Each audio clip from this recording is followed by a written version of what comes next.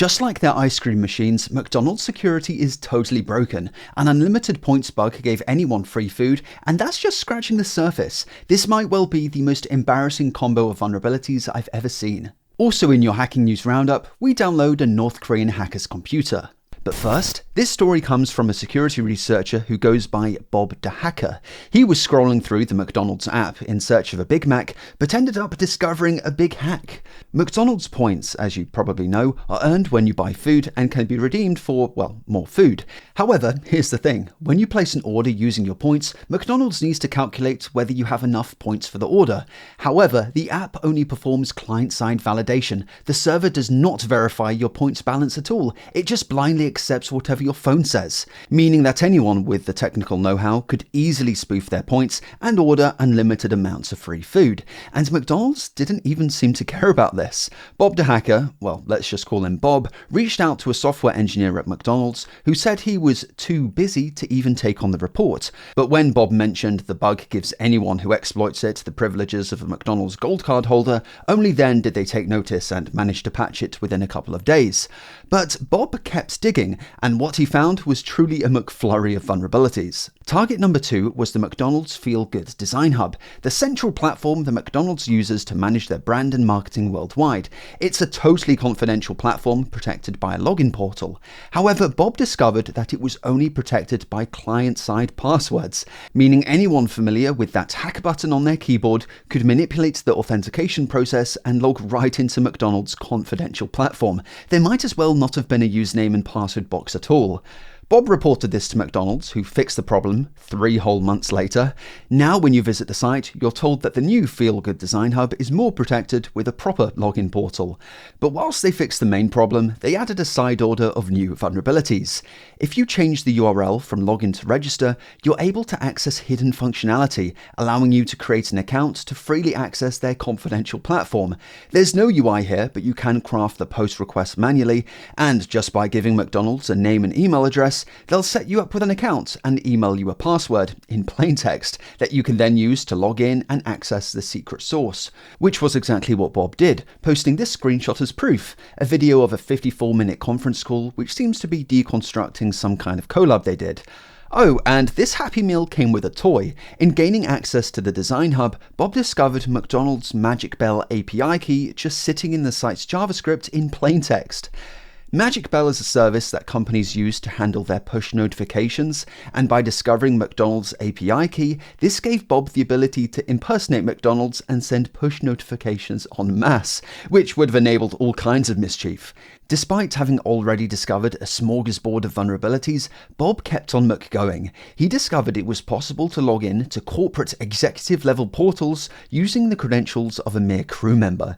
Bob enlisted the help of a friend who works at McDonald's as a crew member and successfully used his creds to access this dashboard only meant for corporate, allowing him to search for any McDonald's employee globally, even up to the level of CEO, and handbuggle their personal details, including their email addresses, which Bob says were mostly personal emails. The friend who helped Bob was fired by McDonald's. Next on the list was Global Restaurant Standards, a portal accessible to crew members where employees can learn about the high standards that McDonald's expects from everyone but their ice cream machines. But this portal had drive-through level security. There was zero authentication for admin functions, meaning that Bob could do some redecoration of the homepage's HTML. But Bob kept on unwrapping bugs like Happy Meal toys and set his sights on McDonald's spin-off restaurant Cosmic, which had a couple vulnerabilities of its own. If you're not familiar, Cosmic was McDonald's competitor to Starbucks, selling various sugary drinks at inflated prices. It launched in 2023 and died a couple of months ago, but whilst it was alive, Bob opens the app and ordered his usual client-side validation. In this case, the bug allowed you to reuse the coupon only meant for new customers as many times as you want, giving you an unlimited number of free drinks. You could also confuse crew members by injecting arbitrary code into orders. At this point, Bob hung up his apron and called it a day, which is a good thing because I'm running out of puns. But despite discovering all of these vulnerabilities, there was no obvious way to report them. McDonald's used to have a security.txt file, which is a fairly standard way of pointing white hat hackers in the right direction, but that was removed for some reason, so he resorted to cold calling McDonald's HQ, name-dropping random security employees' names that he found on LinkedIn in the hopes of being connected to one. Eventually, someone important enough called him back and the issues were fixed. Mostly. If you're craving some more big hacks, you're in luck. Check out this video from barely a month ago.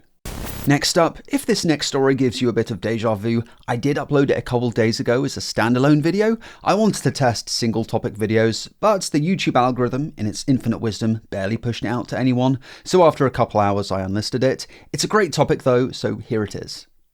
Kim Jong-un has an army of hacker henchmen, and one of them just had his computer compromised by hacktivists who proceeded to exfiltrate its entire file system and made the whole dump freely available for you to download. But it comes with a warning: tread carefully.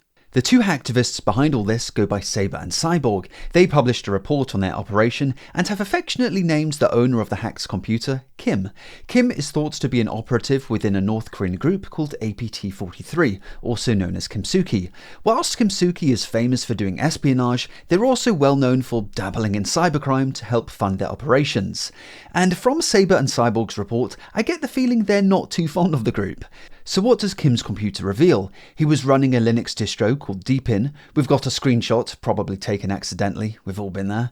Also revealed are several ongoing espionage operations, unsurprisingly all of them targeting Kim's southern neighbours. There's logs showing evidence of a phishing attack targeting South Korean military intelligence. There's a copy of the source code belonging to a mail server run by South Korea's Ministry of Foreign Affairs, and evidence that Kimsuki still maintains access to internal Korean government systems. A complete dump of a VPS that Kim was using to launch his attacks from is also in here, as well as the credentials to access it. Funnily enough, these credentials were still working the very day that all of this research was released, so our hackers managed to conduct their operation all without Kim even noticing. Also in the dump is code for various backdoors and exploits, along with manuals detailing how to go about exploiting them. Saber and Cyborg explain that a regular target of Kimsuki is South Korea's Ministry of Unification. The leak reveals that they tried to brute force their way into it using a custom-made password list. Here's a short excerpt from the list that I put together for you guys. The attack was unsuccessful. The dump also reveals that Kim bought a domain on Namecheap using Bitcoin, but he ran into trouble a few days later when Namecheap got suspicious and disabled it, asking for verification of legitimacy. Kim's browser history is also in here, but sadly I couldn't find anything embarrassing. Kim kept his browsing all strictly work-related, no doubt keen to stick to the scripts to earn his potato rations. Exactly how Saber and Cyborg first identified and then infiltrated Kim's computer is an important detail that's totally left out of their report. Hacking into a computer is illegal regardless of whether or not it belongs to a North Korean cyber bad guy, so they're probably not too keen on incriminating themselves. Also a little vague is how the computer was attributed as belonging to North Korea's Kimsuki group. The South Korean targets are a pretty good sign, but there is a chance China might have an interest in those. Certain artifacts and hints, patterns and signatures, similarities in dumped code points to North Korea, which is all very non-specific, and whilst it does kind of sound like they're hiding something, this level of ambiguity is really quite normal, as being too specific could burn their investigation methods.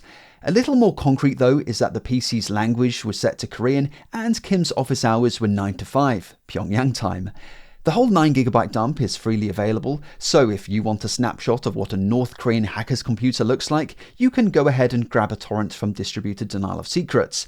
But again, heed the warning, tread carefully. This leak and its report was released as part of the latest edition of the Frack magazine. Frack is a hacker magazine that has been a part of hacker culture since forever.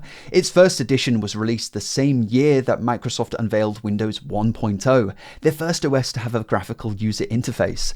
Since then, Frack has been a pretty important part of hacker culture, or so I'm told. I wasn't exactly around back then, but I'll make sure to link their latest edition in the description.